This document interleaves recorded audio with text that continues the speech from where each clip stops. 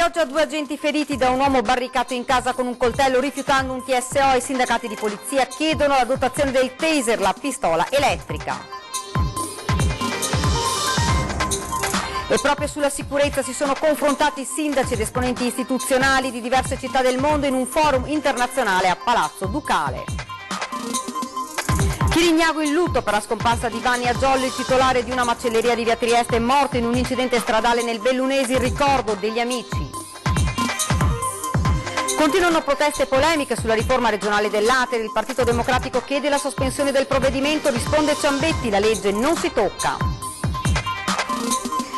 Presentata alla Mostra del Cinema la neonata Fondazione Film Commission del Veneto, presieduta dal nostro direttore Luigi Bacialli. Intanto la mostra arriva al Giro di Bo con un bilancio del tutto esaurito nelle sale. Nel pomeriggio Leonodoro a Julie Andrews e al festival rompe effetto domino sulla crisi del nord-est. Dallo sfogo di Zai e Salvini alla festa della Lega con Selve, al voto 5 Stelle sulla piattaforma Rousseau, all'autonomia dimenticata stasera alle 21:15 torna al ring il nostro sondaggio. Vi piace un governo PD 5 Stelle? Buonasera e ben ritrovati da Venezia, lo avete dunque sentito ora dai titoli. A Chioggia 2 agenti sono rimasti feriti da un uomo che si era barricato in casa con un coltello rifiutando un TSO. I sindacati di polizia tornano a chiedere con forza che gli agenti siano dotati del taser, la pistola elettrica. 2 agenti delle unità operative di pronto intervento feriti agli arti e dimessi dall'ospedale con prognosi di 25 e 15 giorni. È il bilancio dell'esecuzione di un trattamento sanitario obbligatorio di un 59enne chioggiotto che, alla vista del personale del 118, di polizia e carabinieri nonché della polizia locale, si era barricato in casa con un coltello di 40 centimetri rifiutandosi di uscire.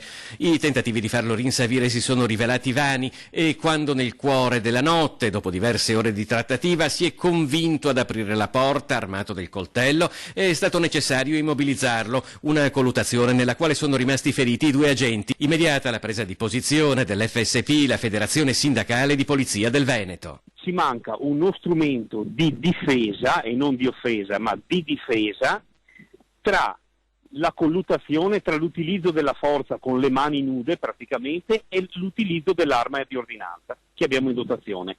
Lo strumento intermedio, diciamo, sarebbe la pistola elettrica. Se solo la UOPI e anche i colleghi della Volante di Chioggia, che erano intervenuti per primi, l'avessero avuto, tutto questo non sarebbe successo.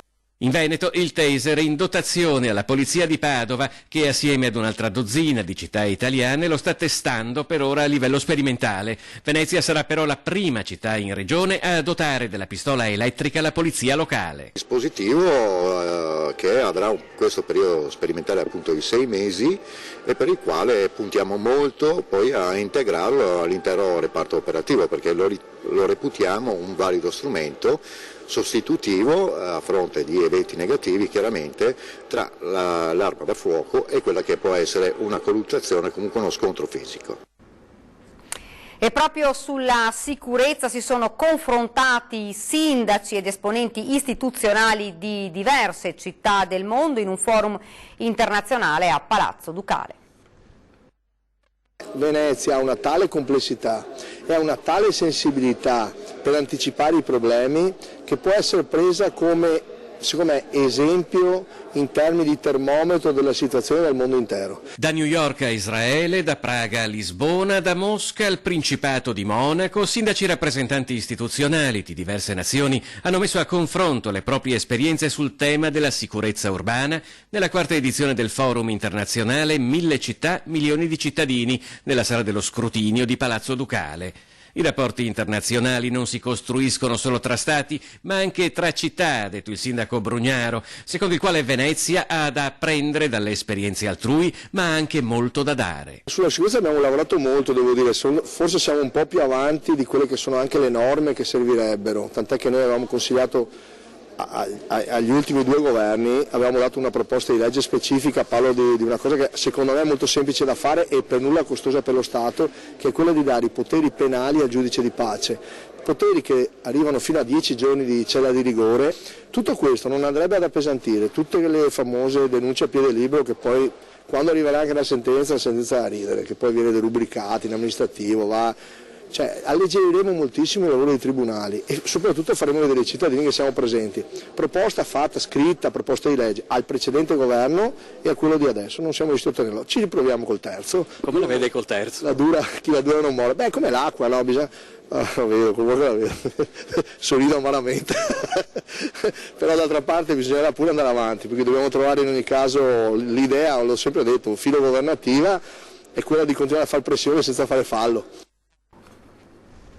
Siamo alla politica, ore decisive per la travagliata formazione del nuovo governo dopo le tensioni degli ultimi giorni tra Movimento 5 Stelle e Partito Democratico, convocati proprio in queste ore dal Premier incaricato Giuseppe Conte per fare il punto sulla piattaforma e sul programma in attesa del discusso voto dei pentastellati sulla discussa piattaforma Rousseau.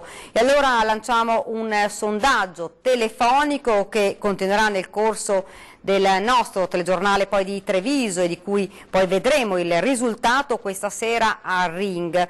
Per chiedervi, nasce il governo PD Movimento 5 Stelle, vi piace? Come sempre il vostro parere è gratuito, potete fare uno squillo quindi allo 0422 16 26 691 se il vostro parere è sì, oppure allo 0422 16 26 690 se il vostro giudizio invece è no. Ripetiamo, il sondaggio è gratuito. E intanto sul fronte nuovo governo e autonomia, dure parole oggi del Ministro per le autonomie Erika Stefani, che a proposito della riforma mancata attacca il Premier incaricato e pentastellati. Sull'autonomia il Movimento 5 Stelle prima e Conte poi si sono messi di traverso per non concedere alle regioni quanto previsto dalla Costituzione, ha detto Stefani il 15 febbraio. Avevo già chiuso i lavori evidenziando i nodi politici rimasti, abbiamo fatto più di 100 incontri, ho avanzato varie proposte trovando dall'altra parte sempre solo rinvii, no muri. Barbara Lezzi dice che per il Sud ha fatto più proclami che fatti e è costretta ora a inventare qualunque cosa per sviare l'attenzione, mentre farebbe meglio ad ascoltare gli elettori 5 Stelle schifati dall'abbraccio mortale con il PD. Siamo ora alla cronaca, c'è sconforto per la morte di Vanni Agiollo, il titolare di una macelleria di via Trieste a Chirignago nel comune, un comune di Venezia, deceduto dopo l'impatto avvenuto con un'auto che procedeva nel senso opposto di marcia in provincia di Belluno mentre era a bordo della sua moto. C'è sgomento ed incredulità per la morte di Vanni Agiollo, il titolare della macelleria di via Trieste a Chirignago, frazione del comune di Venezia. L'incidente ha creato sconcerto fra i quanti lo conoscevano. Una persona mite e gentile, scomparsa ieri mattina in un mortale con la motocicletta mentre percorreva i tornanti del passo San Pellegrino in provincia di Belluno. La dinamica è al vaglio dei soccorritori arrivati sul luogo della tragedia. Da una prima sommaria descrizione dell'accaduto, il potente mezzo avrebbe invaso la corsia opposta, finendo per impattare l'auto dove viaggiava una famiglia con 4 persone a bordo di Trieste. Sì, lo conoscevo molto bene, una persona favolosa, non ci sono parole. Veramente una bravissima persona. Ma si è capito cosa è successo? No, non si sa ancora. Sembrerebbe che la corsia apposta. Eravamo miei 40 anni Che lo conosciamo. che lo conosciamo. È una persona, guardi, tutta la famiglia, è una persona. Non ci sono parole, ecco. I 4 che viaggiavano nell'auto invece sono stati trasportati al pronto soccorso di Agordo per accertamenti sanitari in stato confusionale e sotto shock. Torniamo a parlare delle case ATER, nuovo attacco del PD alla Regione sugli aumenti dei canoni degli alloggi popolari. In Consiglio chiederanno la sospensione del provvedimento. 15 milioni e mezzo che con questa legge Zaia chiede in più agli inquilini onesti, anziani e pensionati che sono nelle case popolari del Veneto. I consiglieri regionali del PD annunciano battaglia durante il prossimo consiglio domani a Palazzo Ferrofini. Questi i numeri che inquadrano la situazione degli aumenti dei canoni degli alloggi popolari dopo l'entrata in vigore della legge regionale. Secondo il PD questa misura non serve a sanare i furbetti delle case atere, ovvero coloro che vivono nelle case popolari pagando affitti bassi pur non avendone i requisiti, ma come unico effetto quello di penalizzare i pensionati. Non nascondiamoci dietro la questione dei furbetti o furboni che devono lasciare questi alloggi.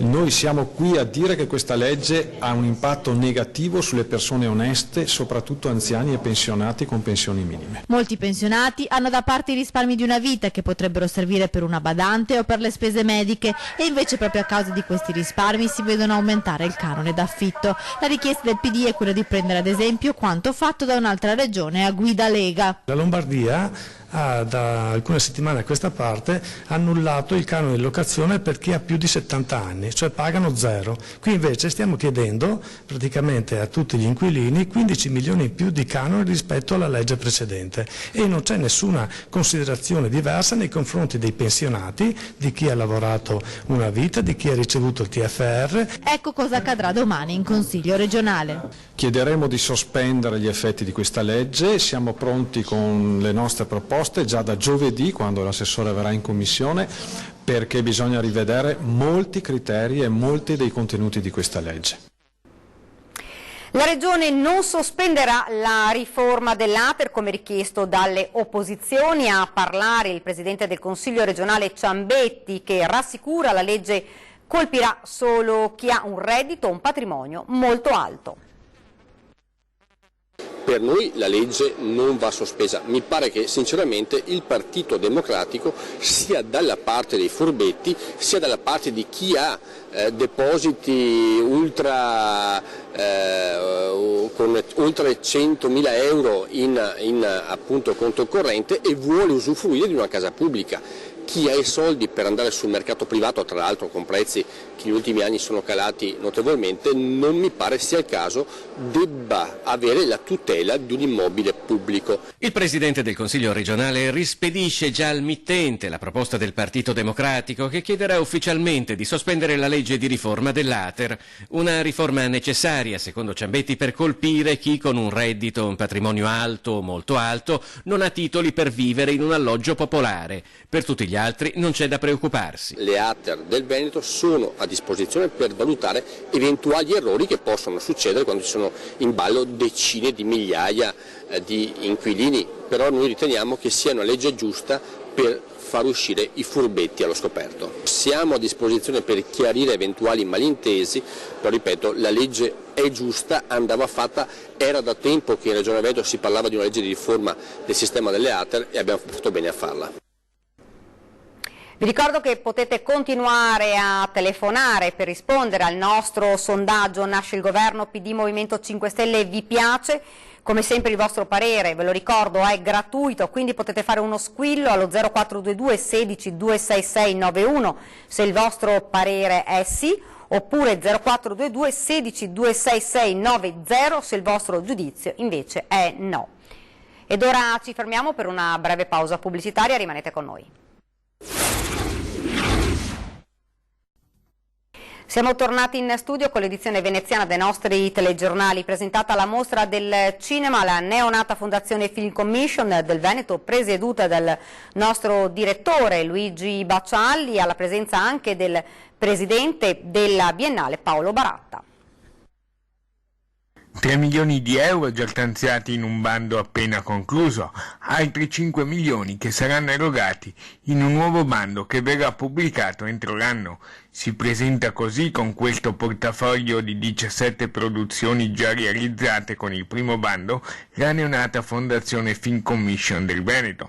La presentazione ufficiale al Club 76 alla Mostra Internazionale d'Arte Cinematografica di Venezia, con il saluto iniziale del presidente della Biennale Paolo Baratta. Quale occasione migliore del Festival del Cinema di Venezia? Una vetrina internazionale di altissimo livello e il Veneto non poteva in questa contesto non presentare la propria Film Commission regionale, una Film Commission nuova che è stata istituita qualche tempo fa con legge regionale e che finalmente comincia ad avere la propria operatività. La sfida è lanciata.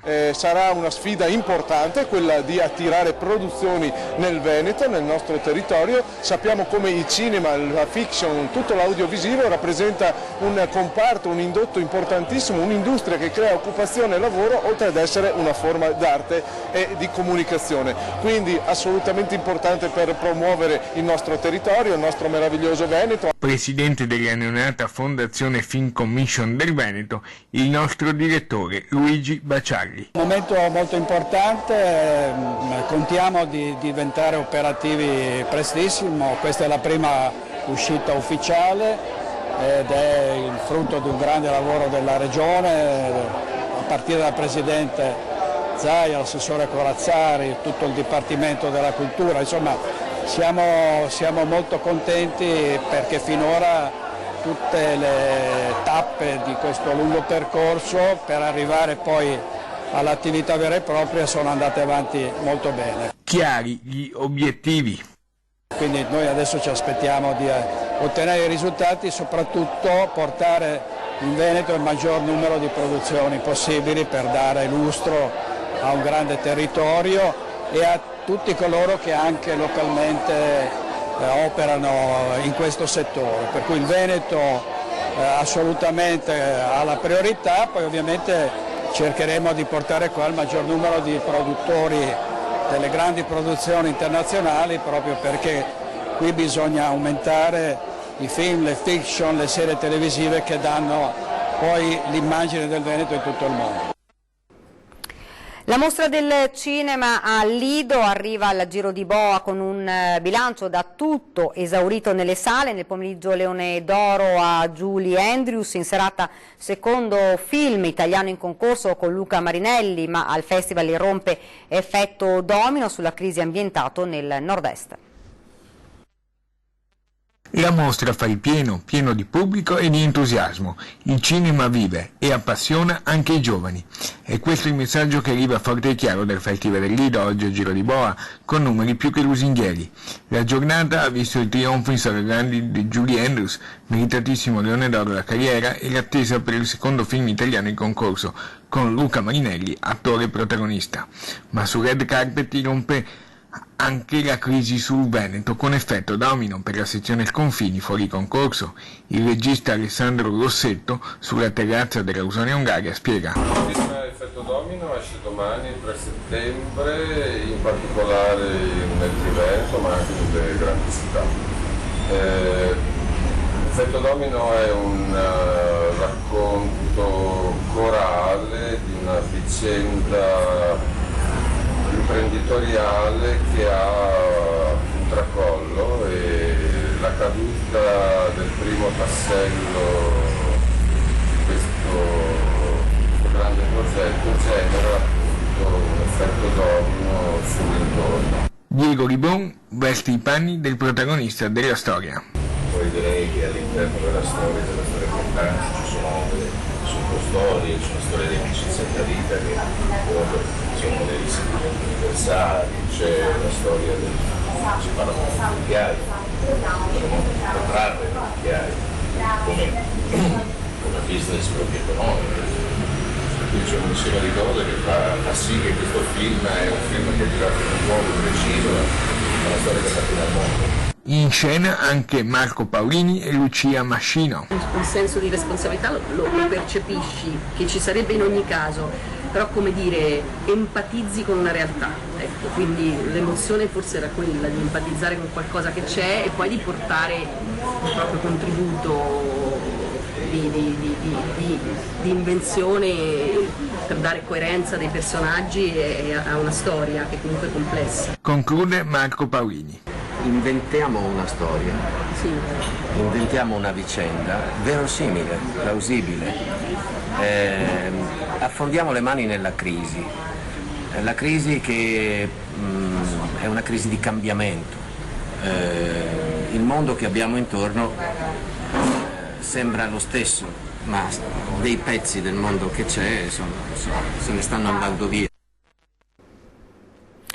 Si è rinnovato a Venezia l'appuntamento con la regata storica, che quest'anno è stata anche occasione per denunciare il moto ondoso che affligge la città. È stata una regata storica anche dal punto di vista sportivo, con la vittoria nei gondolini di Andrea Bertoldini e Mattia Colombi, che hanno messo fine ad un albo d'oro nel quale dal 1992 non vinceva qualcuno di diverso da Giampaolo Deste o dai cugini Vignotto. Risultato inedito anche tra le donne, con la prima vittoria di Elisa ed Elena Costantini. Una regata in cui forse c'è stata la svolta dei giovani, sia sulle donne che sui gondolini. Abbiamo equipaggi nuovi all'orizzonte, quindi forse una regata di svolta. E poi tutta la magia della sfilata storica in una giornata che ha visto il passaggio di molte imbarcazioni listate a lutto con un drappo nero per denunciare il moto ondoso che affligge Venezia. Una città unica che si conferma comunque ancora una volta teatro suggestivo di manifestazioni dal forte richiamo internazionale. Venezia in questi giorni sta vivendo un periodo magico, un periodo bello, un periodo che attira l'attenzione ovviamente di tutto il mondo. Si riconferma capitale della cultura, delle tradizioni, e è una vetrina internazionale, è la città del mondo e merita di essere valorizzata, rispettata e amata. Come in altre occasioni, quali il Redentore o il Carnevale, l'affluenza di visitatori è stata massiccia e occasione di testare quel governo dei flussi che a Venezia è diventata una priorità. Io credo che non ci siano stati particolari problemi. Io poi ieri sera sono stata anche al Lido, anche lì stracolmo di bella gente, devo dire. Credo che questa edizione della mostra abbia portato nuovamente in gran forza il glamour al Lido, quindi diciamo che questo settembre veneziano è cominciato sotto i più buoni auspici.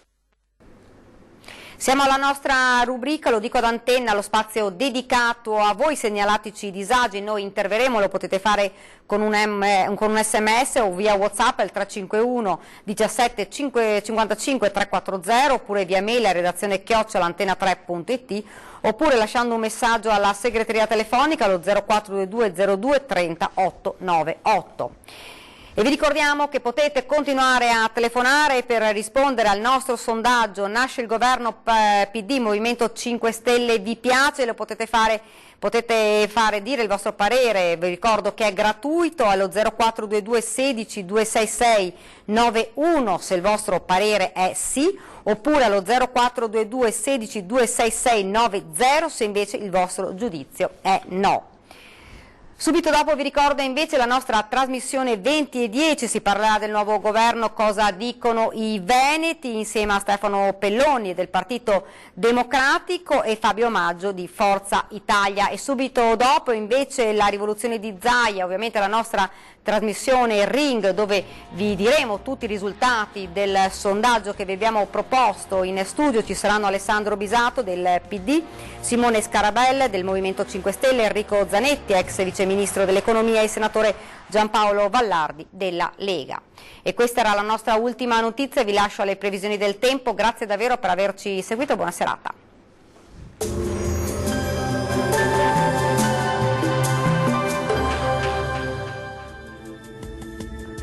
Benvenuti al meteo. Clima meno caldo ma anche un tempo più dinamico, primi segnali di un lento declino della stagione estiva. Vediamo insieme il dettaglio di martedì 3 settembre. Sul Veneto, dopo il passaggio perturbato di questo inizio di settimana, il tempo tornerà a ristabilirsi, sarà dunque più asciutto e anche soleggiato dappertutto e il cielo si presenterà al massimo poco nuvoloso.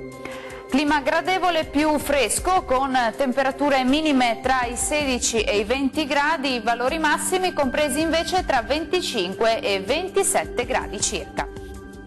Anche sul Friuli Venezia Giulia andrà meglio, con ampio soleggiamento ovunque, con cielo sereno, salvo per innocue velature sui rilievi.